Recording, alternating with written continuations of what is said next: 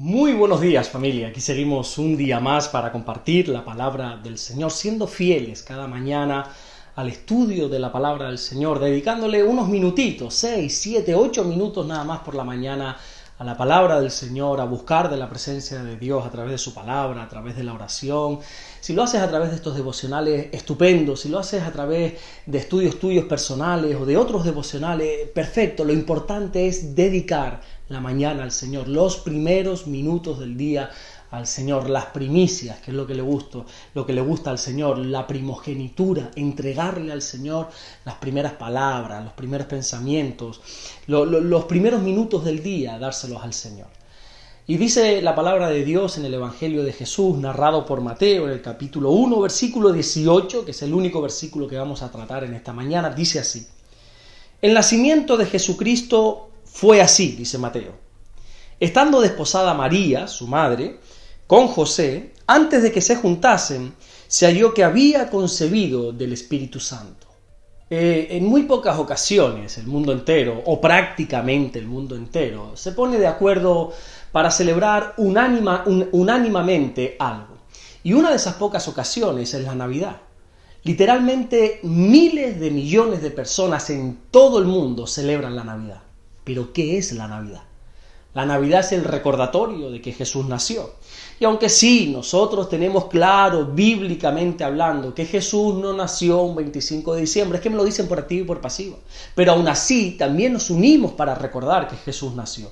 Pero no solo recordamos el nacimiento de Jesús un 25 de diciembre, sino que también lo hacemos un 26, un 27, un 5 de enero, como es hoy, un 6 de enero, y qué sé yo. Celebramos así a Jesús todos los días de nuestra vida. Textos como el que está en el Evangelio de Lucas, capítulo 2, versículo 8, donde se nos enseña que cuando nació Jesús había pastores, dice la Biblia, durmiendo, pasando las vigilias de la noche a la intemperie con sus rebaños. Bueno, ya nos están indicando claramente que Jesús no es que no naciera un 25 de diciembre, sino que ni siquiera fue en invierno, ya que es imposible pasar una noche en la intemperie con el frío que hace en Israel para esa fecha. Luego también hay que recordar que cuando Jesús nació, el país entero de Israel estaba inmerso en un censo que el emperador de Roma había proclamado para esos días. Antiguamente los censos no son como ahora, uno tenía que desplazarse hasta su ciudad natal, hasta donde había nacido para empadronarse. Así que cuando se promulgaba un censo, miles de personas tenían que estar caminando días y días y días enteros para llegar hasta su ciudad natal. Y nadie en su sano juicio iba a poner un censo en estos días de invierno, sabiendo que la gente tenía que desplazarse y que tenía que trasladarse. Ya no solo en la fecha, sino que encima hay muchos aspectos, veo yo, que la gente al parecer como que no lo tiene muy claro, está desconcertada. Y si a eso le sumamos ya toda la literatura y todas las películas que pueden hablar de este acontecimiento, el nacimiento de Jesús, pues más que ayudarnos a concebir una idea clara, parece como que surgen muchísimas ideas diferentes. Por eso me encanta cómo Mateo cuenta la historia del nacimiento de Jesús. Él dice en el versículo 18, mira, dice: el nacimiento de Jesucristo fue así. Fíjate, porque Mateo no está dando lugar a la interpretación, no está dando lugar a la duda, sino que él va a contar en primera persona cómo fue el nacimiento de Jesús. Si tú quieres saber realmente, con veracidad, cómo fue el nacimiento de Jesús, lo mejor es que acudas a estos versículos para que puedas conocer la verdadera historia de la Navidad. La Biblia nos cuenta cómo María, la madre del Señor, estando desposada, o como diríamos en tiempos actuales, estando comprometida con José, se quedó embarazada a través de la obra del Espíritu Santo. Aunque enseguida Mateo ya en el versículo 19 trate otro asunto, oye, uno debería detenerse por unos instantes aquí, porque este es uno de los grandes misterios de Dios. Para que Jesús naciera, el Espíritu Santo usó a una mujer virgen, es decir, a una mujer que jamás había tenido relaciones sexuales. Cuando uno va, por ejemplo, a la Iglesia Católica o ve alguna película referente a esto, siempre se nos presenta a María como una mujer ya adulta, ¿verdad? Pero lo cierto es que para este momento María era una adolescente. Estamos hablando de que probablemente María aquí en este momento tendría entre 13, quizá 15 años como mucho, cuando se quedó embarazada. Podríamos estar hablando, mira, semanas enteras de lo milagroso que fue este acontecimiento. Pero yo quiero resaltar el hecho de lo maravilloso de lo precioso que es nuestro Dios. La Biblia presenta a Dios como el Todopoderoso. Ojo, y no es que lo presente así, sino que realmente lo es.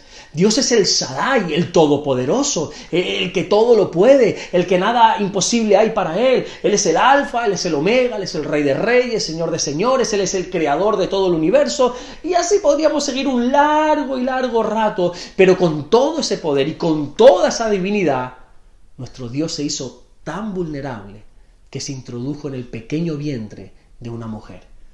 Yo no sé cómo tú ves este asunto, pero yo lo veo de una manera gloriosa. Que el creador y dueño del universo se haya hecho tan pequeño como un embrión, eso me habla a mí de humildad. Jesús podría haber hecho acto de presencia en este mundo, qué sé yo, de cualquier otra manera, pero Él decidió hacerlo de la manera más humilde posible. Mira, antes de terminar, quiero volver a hablar un poquito acerca de María, la Madre del Señor. Porque es cierto que cuando se quedó embarazada, incluso cuando ella dio a luz a Jesús, ella seguía siendo virgen. ¿Pero qué pasó después? ¿Ella siguió siendo virgen toda su vida? Lógicamente no. Aunque el mundo haya querido endiosar, entronar a María, nosotros tenemos que tener claro que sí, es cierto que María fue una gran mujer de Dios, pero que simplemente fue un instrumento en las manos de Dios. La Biblia nos enseña en diferentes partes cómo María tuvo más hijos, cómo el propio Jesús tuvo hermanos. Por ejemplo, en este mismo Evangelio de Mateo, en el capítulo 3, en el versículo 55, la Biblia dice, ¿no se llama su madre María y sus hermanos Jacobo, José, Simón y Judas? Y podríamos citar unos cuantos versículos que nos enseñan sobre los hijos de María, sobre los hermanos de Jesús. Entonces, ¿por qué la gente adora a María? Dos motivos principalmente. El primero es desconocimiento bíblico. Y el segundo es el interés que en su día el catolicismo tuvo en este asunto siglos atrás, porque oye, la adoración a María genera una enorme cantidad de ingresos económicos. Si tú adoras a María o a cualquier otra virgen, quiero que entiendas dos cosas rápidamente.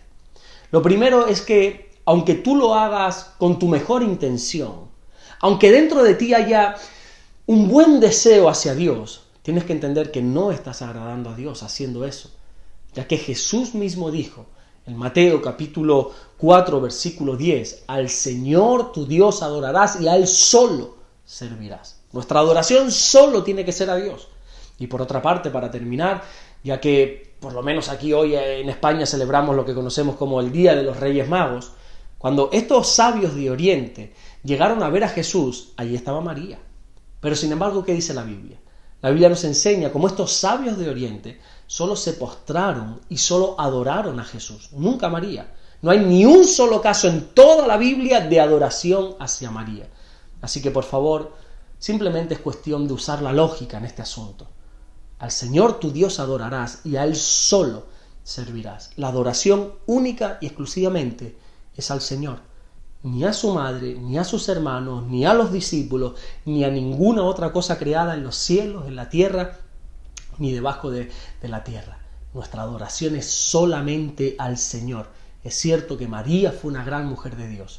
María fue virgen hasta el momento que dio a luz. Después tuvo relaciones con su esposo y tuvo más hijos. Dejó de ser virgen, dejó de ser la Virgen María para ser María, simplemente la Madre del Señor. Pero no se le puede estar dando adoración. Así no estamos agradando ni muchísimo menos al Señor. Amén. Vamos a orar en esta mañana. Señor, gracias por tu palabra. Gracias porque de verdad tú eres bueno, Señor. Nosotros queremos adorarte única y exclusivamente a ti. Nosotros queremos que nuestra adoración solamente vaya hacia ti, Señor. Aparta de nosotros todo tipo de ídolos, aparta de nosotros todo aquello que podamos estar adorando, aún inconscientemente, Señor.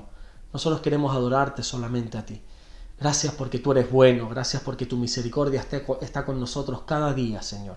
Oro en el nombre de Jesús para que tú nos guardes en este día, nos bendigas, nos protejas, que tu bendición nos acompañe a cada lugar que vayamos en el día de hoy. Gracias por tu iglesia, gracias por la familia, los matrimonios, gracias, Señor, por todos aquellos que dedican parte de su día a escuchar estos devocionales o a buscar de tu presencia, a leer de tu palabra. Gracias por todas aquellas personas que son temerosas de ti. Señor, te honramos y te glorificamos en el día de hoy, en el nombre de Jesús.